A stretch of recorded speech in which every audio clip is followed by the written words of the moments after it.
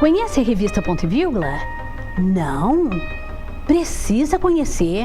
A revista Ponto e Vírgula divulga escritores, poetas, músicos, artistas plásticos e todos que estão ligados à educação e cultura. Está recheada de crônicas, poesias, dicas de português e muitas coisas mais.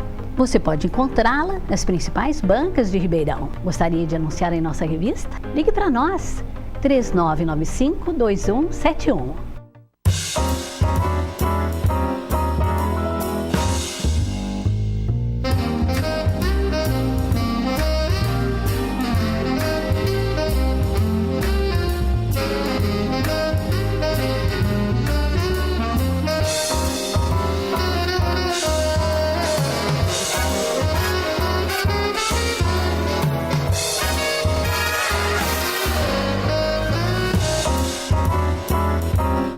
Olá, e aqui estamos novamente com o nosso Ponto e Vírgula. E hoje eu tenho dois convidados muito especiais. Toia Fonseca, da Galeria Toia Fonseca, e Guilherme Mapelli, o jovem poeta, que está lançando o seu primeiro livro e veio aqui bater um papo conosco. E tem, para começar, aqueles recadinhos, não é? Como primeiro recadinho, eu não posso deixar de falar do nosso Sarau Ponto e Vírgula, dia 25 de outubro, ali no Hotel Nacional.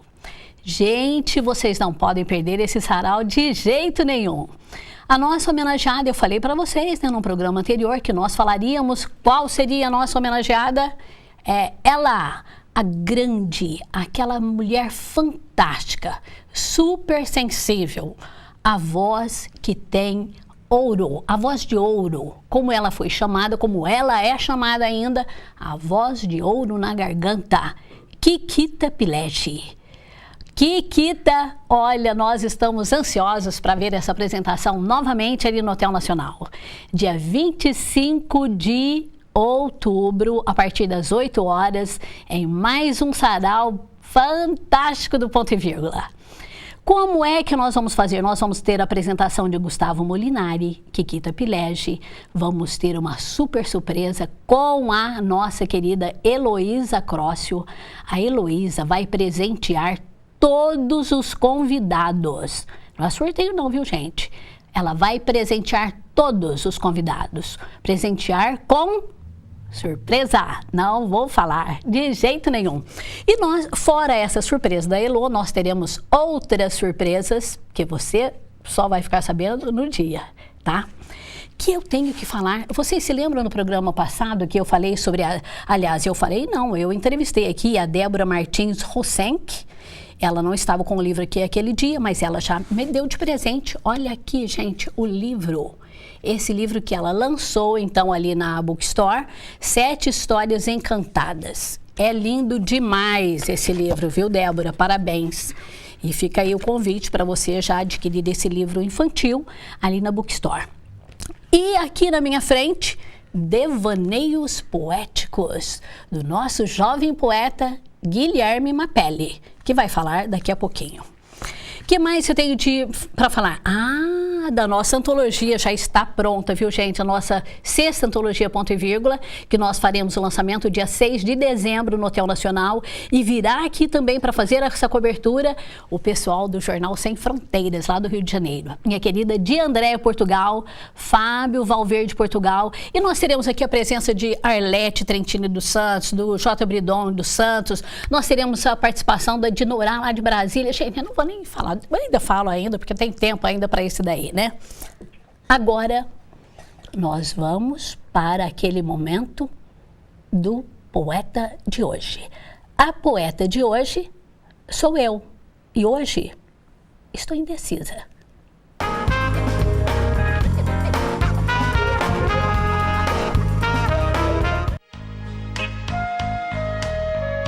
Hoje estou indecisa. Não sei se escrevo sobre o Dia da Criança ou sobre meu país que na corda bamba dança. Não sei se escrevo sobre o Dia do Professor ou sobre a educação que está um horror. Não sei se escrevo sobre os 2 candidatos à presidência ou sobre essa política que está uma indecência. Não sei se falo sobre o povo constantemente massacrado ou se paro de escrever e deixo tudo de lado. Realmente, hoje estou indecisa e de ajuda urgente minha mente precisa. Por favor, você que lê o que aqui sempre escrevo, o que fazer para vencer essa indecisão? Parar de escrever? Sim ou não?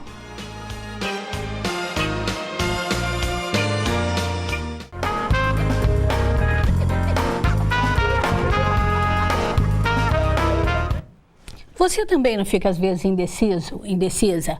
Eu acho que fica. Mas eu falei, eu não sei se falo sobre o dia do professor, mas eu vou falar para você, professor, professora, ontem foi o seu dia. Você que batalha tanto, é um idealista, parabéns. Continue na luta, porque nós vamos continuar, tá? Agora vamos para uma rápida pausa e voltamos já já com eles. Toia Fonseca, Guilherme Mapelli, aqui no Ponto e Vírgula.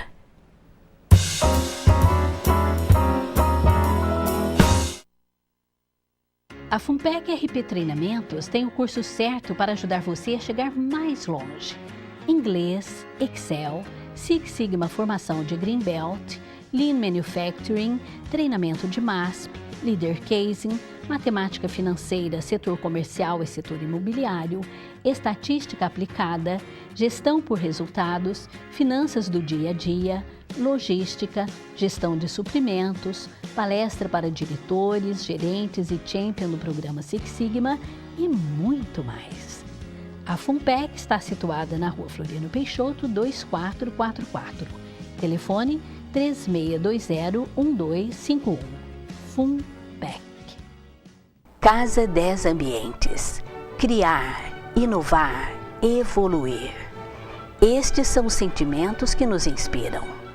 Os ambientes que criamos são exclusivos para conviver com você, atual ao seu estilo de vida. Cores se misturam e provocam sensações. Brilho e opacidade combinam diferentes graus de refinamento. A Casa 10 Ambientes reúne uma linha de acabamentos especiais para tornar seus ambientes ainda mais diferenciados. Venha nos fazer uma visita. Rua Pedro Pegoraro, 809, Ribeirânia. Fone 3235-6140. Casa 10 Ambientes. A Escola Bauhaus há mais de 20 anos prepara você para o mercado de trabalho nas áreas de desenho, arte, arquitetura, decoração, fotografia, animação digital e inglês. Estabeleceu parcerias com a Unifran para polo de graduação e pós-graduação e também com a Florida Christian University, oferecendo cursos de Master e Doctor internacionais. Faça a diferença, faça Bauhaus.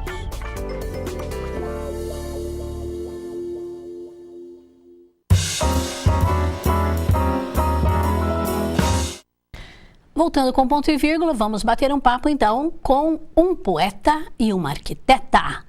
Aqui comigo, Toia Fonseca. Tudo bem, Toia? Tudo tranquilo, e você, Irene? Tudo bem, graças a Deus. E aí, Guilherme, tudo bem? Tudo ótimo, graças a Deus. Que bom falar com uma arquiteta. Toia, a primeira pergunta que eu queria fazer para você é a respeito de curadoria. Porque às vezes fala assim, a Toia é curadora do espaço Toia, da Galeria de Artes Toia Fonseca. E fala, o que é ser uma curadora? Muito bom.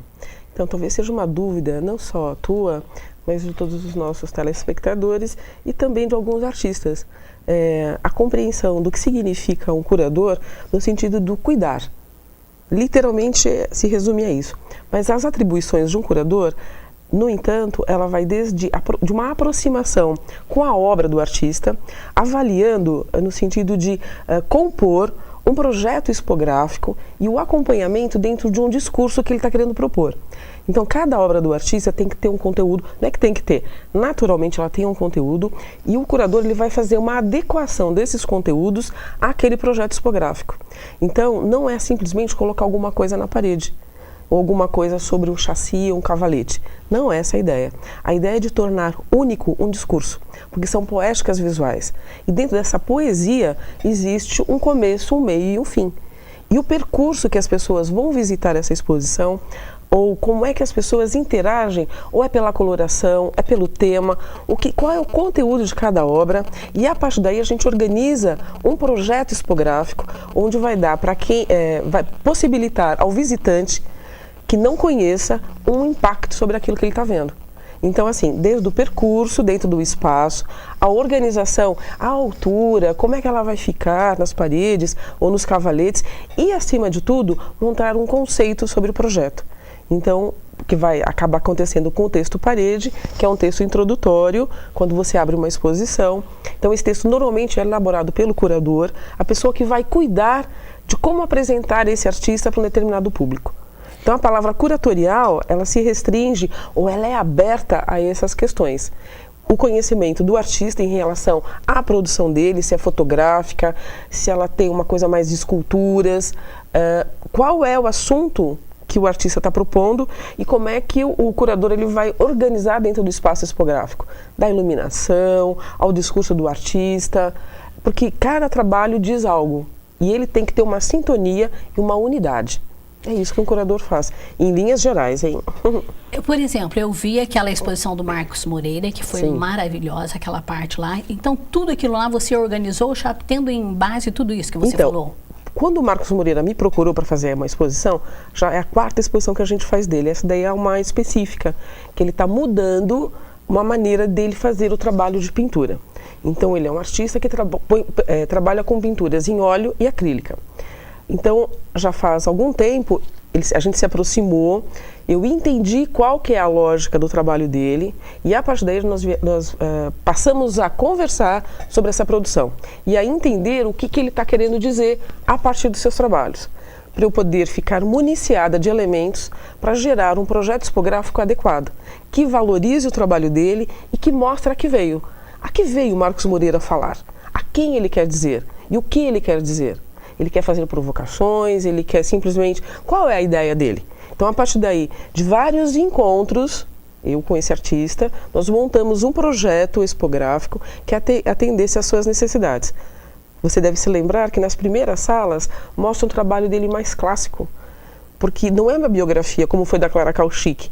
O trabalho do Marcos Moreira, ele entra num discurso assim, como eu estava desenvolvendo e a partir de uma outra reflexão, aonde eu cheguei no resultado, onde ele está começando a romper, ele já rompe, na verdade, nessa segunda sala, com a forma.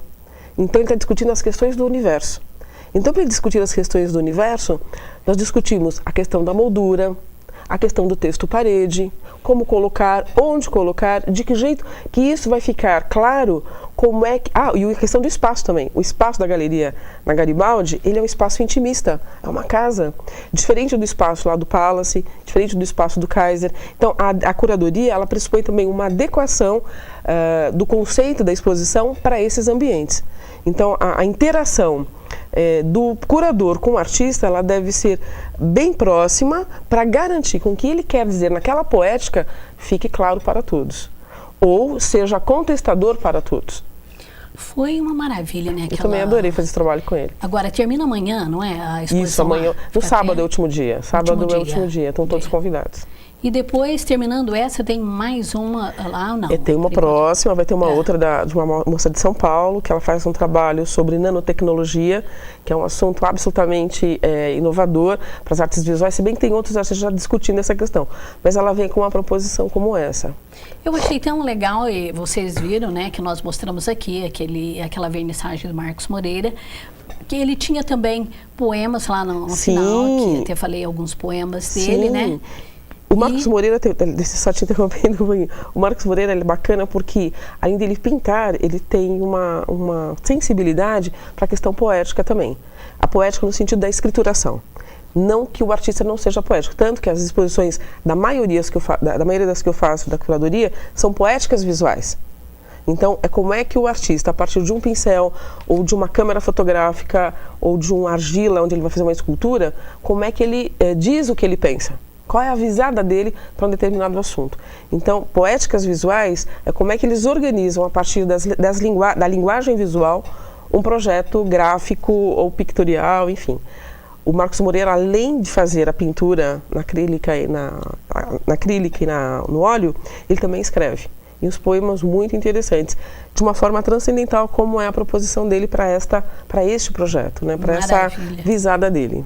Maravilha. Não é o caso do Guilherme Mapelli, que é apenas poeta, né? Ainda não é artista plástico, né, Guilherme?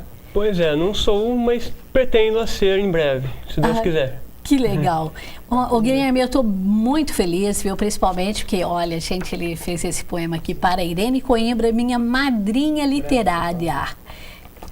Ô Guilherme, e lendo aqui os poemas do Guilherme, eu gostaria que você me falasse aqui como que veio essa ideia de devaneios poéticos e os poemas ali, porque eu vi que você faz, por exemplo, um dos seus primeiros poemas você dedica ao seu avô, você faz um poema para sua avó, você é muito poeta família. Qual é a tônica principal dos seus poemas? Então, Irene, no meu livro não há uma linha temática única, fixa. Há muitos poemas em que eu faço homenagens a familiares, a amigos. Há poemas que eu faço reflexões sobre o mundo que vivemos, os problemas da atualidade. Há poemas de diversas origens, né? E o título ele surgiu do seguinte pensamento. Devaneios, os momentos súbitos, as loucuras que o poeta pensa, sente, estando certo ou não. Eu achei bacana esse título. Você coloca aqui, ser poeta. Ser poeta é muito mais do que escrever. Ser poeta é muito mais do que escrever. O que é, então, ser poeta? Escrever, sentir, ver, é tudo. Momento de escrever, poemas com ou sem sabedoria. Passados. O que você acha nessa frase que ele fala, Toia? Poemas com ou sem sabedoria, com emoção ou em vão, sua própria vida, outras vidas? Eu acho que é fantástico esse pedaço que ele escreve isso, porque a garantia do artista é a expressão. A verdade é assim, qualquer tema ou qualquer tônica é uma tônica. O artista, na verdade, ele percorre todas as ações ou as provocações humanas, ou tudo que o afeta de alguma forma. Então, o grande barato, aspas, o barato, é a expressão. Então, assim, como ele está colocando aqui no texto, devaneios poéticos, ele está escrevendo em relação a relação que ele tem com a vida, uma pessoa jovem. Então, qual é a visada dele para essa questão poética? Como é que ele escreve, como é que ele traduz isso? Isso é fantástico. E eu acho assim, eu fico feliz, viu, de você me considerar sua madrinha, porque o primeiro contato que eu tive com o Guilherme foi lá no CPP, num sarau que nós fizemos no CPP. Chegou lá, todo tímido, não sabia o que escrever, nada. De repente, esse Guilherme se transforma num poeta, participa sempre dos nossos saraus. Fez um poema aqui que eu sei para a avó querida, que eu achei tão legal, viu, Guilherme? Vou até ler um pedacinho aqui. Veterana guerreira, quantas batalhas hostilizou. Algumas venceu, outras foi vencida. A mais longa e cruel em que perder um soldado, superou com força e postura. Valente, guerreira, que analogia. É também humana, uma mulher com medo, muito frágil, carente. Todos esses anteparos escondem uma filha, uma esposa, uma mãe, uma avó, uma bisavó. Você gosta muito dessa avó, né? Bastante. E foi através dessa avó que nós nos conhecemos, assim, o primeiro contato, né, Guilherme? Exatamente. Foi através de um livro lá, que a avó estava com o livro lá, né? Exatamente. Dos seus poemas aqui, a gente sempre fala, embora seja uma pergunta, assim, bem repetitiva, qual deles é o seu predileto? Ou não tem? Como filho, não tem um filho predileto? Eu direi o que muitos falam. Não tenho meu predileto porque todos são queridos. Não há como você escolher algum todos são preferido. Filhos. Todos são filhos, né, Guilherme? Você escreveu com mais emoção, com mais tristeza. Foram fases diferentes, mas todos são queridos da mesma forma, todos são... Agora, eu li todos os seus poemas e um que eu fiquei sempre pensando, por quê? O Guilherme devia estar assim, tão tão chateado, tão triste, desejo de partir. Olha como ele começa o poema. Preciso partir. Este lugar está me deixando louco. Aqui ou ali, longe ou perto, agora ou depois, de manhã, à tarde, à noite.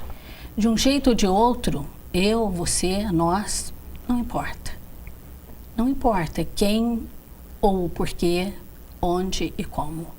O fato é que estamos destruindo o mundo e, consequentemente, a nós mesmos. É meio assim, você fica pensando umas coisas assim meio fortes, né, Guilherme? Isso, são fases que eu tive, que eu ainda tenho, de, digamos, revolta com o mundo pelas coisas que acontecem, e eu extravaso, me expresso pela poesia. Como hoje, nesse poema que eu falei, hoje estou indecisa. Você também tem muitos momentos de indecisão, assim? Muitos, a gente pergunta, às vezes, né, a Toia pergunta, será que eu paro? Será que eu continuo? Essa luta, será que vale a pena? Você tem esses momentos também, Guilherme? Sempre. Todos nós. Na verdade, o que ele está falando, assim, essa imersão na realidade é que dá a força e a questão de proposição de algo. Essa provocação só acontece porque ele entra nessa imersão. Ele vive essa realidade. E essa realidade o provoca. E o resultado dele como poeta é a escrituração. Os artistas, por sua vez, os artistas visuais, vão fazer de outra forma. Mas, na verdade, é essa realidade que nos impacta e que nos alimenta para produzir coisas, para produzir reflexões poéticas, textuais ou imagéticas. E eu fico, assim, impressionada também, porque o Guilherme é um poeta jovem, né? Está sempre, assim, também já antenado com as coisas. Sim. Antes de mudar aí a prosa, como nós falamos, me fala que dia que vai ser mesmo o lançamento desse livro, Devaneios Poéticos? Será dia 11 de novembro, no Centro Universitário Manuel Lacerda, na rua Padre Euclides, 995, das 7h15 às 10h30. Terá a participação do pianista Gustavo Molinari na abertura, algumas surpresas que estão por vir e o lançamento do livro. Você gosta de surpresa também como a gente, né, Guilherme? Adoro. O Guilherme sabe, quando a gente fala tem surpresa no Sarau do Ponto e Vírgula, ele sabe que a gente faz cada surpresa lá, e como esse que eu falei, dia 25, tem surpresa. Ô Guilherme, e você então, que está nos assistindo aí, já fica o convite, viu, para esse lançamento, Devaneios Poéticos, do Guilherme Mapelli Venturi, ali na Faculdade Lacerda, Moura Lacerda, na Padre Euclides, todo mundo sabe.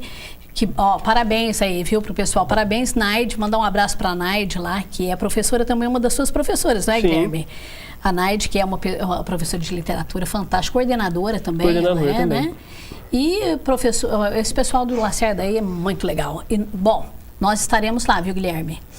Assim. Continuando aqui, voltando já agora mesmo com você, eu quero que você me fale a respeito desse projeto que você tem entre feiras, por exemplo, e também desse trabalho, porque parece que você tem um trabalho voluntário também, lá no Palace e no Espaço Kaiser. Isso. Como que é esse trabalho que você faz lá, Toia? Então é assim, existe um projeto da Feira do Livro chamado Entre Feiras. A Feira do Livro acaba o evento, aí começa uma outra atividade. Essa outra atividade, ela tá considerando uma aproximação da literatura com a música, da literatura com o cinema, da literatura com as artes visuais, da literatura com o teatro e assim por diante. Este ano foi uma proposição para o presidente da Feira do Livro, Edgar de Castro, que eu propus uma intervenção junto às crianças, adolescentes ou adultos, a partir dos 10 anos, como uma iniciação às artes visuais. Então, são poéticas visuais, no sentido de trazer a esse interessado em fazer ou desenho, ou pintura, ou escultura em argila, história em quadrinhos, que é o Saulo, um amigo Saulo Michelin, que está dando com a gente lá no Kaiser também, e gravura, experimentos em gravura experimental. Essas ações são cursos gratuitos que serão oferecidos pela Feira do Livro. Eu vou dar uma parte desses cursos, o Saulo outras, todos eles gratuitos. O material a gente também vai oferecer algumas vezes, outros alunos vão trazer também. Ele acontece de segunda, quarta e sexta lá nos estúdios Kaiser. A demanda está sendo bacana, começou semana passada e está indo bem. Mas ainda temos vagas, que se as pessoas quiserem fazer esses cursos, acontecem de manhã, à tarde e pelas demandas, pelas solicitações, também temos à noite, das 19 às 10 da noite. Lá também nos estúdios Kaiser. Então esse trabalho voluntário é no sentido de contribuir, é uma contribuição nossa, de artista, né, enfim, para fazer com que essas crianças, ou as outras pessoas, entendam quais são essas poéticas. O que é o desenho, o que é a escultura, o que é a gravura, e a partir daí fazer produções. E começar também a fazer uma leitura de uma obra. Como é que eu leio uma obra de arte? Por onde que eu entro na leitura dela? Eu tenho que estar da direita para a esquerda, de cima para baixo, eu faço uma leitura sobre as cores. Como é que o observador interage com os trabalhos? Então, nesse projeto também está incluído essa questão também, de como é que faz uma leitura de uma obra de arte. E, a partir daí, a própria produção. Então, é pelo tripé, né? Eu tenho 3 elementos. Eu tenho a formação, o entendimento dela e uma resposta ao que eu estou observando. Então, essa é a tônica que a gente está fazendo lá na Feira do Livro, nessa proposição de um curso de artes visuais, contemplando especificamente algumas poéticas. Toia, eu sei que você também foi professora, ainda não? Olha, eu me aposentei o ano passado. Ai, delícia, olha aí. Foram 34 anos de trabalhos acadêmicos. Eu dei aula no Mourão Lacerda, no Barão de Mauá, no COC, na Estadual de Minas, na Unifran, em outras universidades aqui e em São Paulo. Então, completei 34 anos de trabalho no ensino superior e, enfim, eu adoro dar aulas, enfim, faz parte da minha vida.